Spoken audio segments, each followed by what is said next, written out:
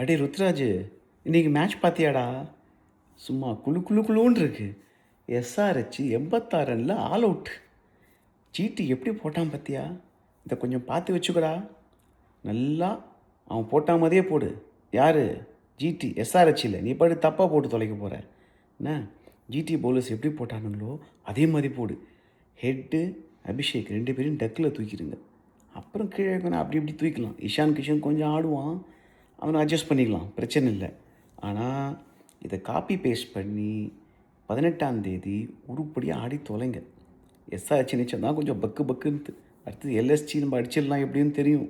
ஆனால் எஸ்ஆர்ஹெச்சுங்கும் போது பயமாக இருந்தது. இப்போது ஒரு புது தைரியம் கிடச்சிருக்கடா. டேய், கொஞ்சம் பார்த்து ஆடுங்கடா. அடுத்த மேட்ச் ஆடும்போது இதை அப்படியே காப்பி பேஸ்ட் பண்ணிவிடுங்கடா. சரியா? வரட்டா? பயமாக தான் இருக்குது. இன்னொரு விஷயம், இந்த பிரசாந்த் வீர், கார்த்திக் சர்மா 2 பேரையும் சேர்க்காத.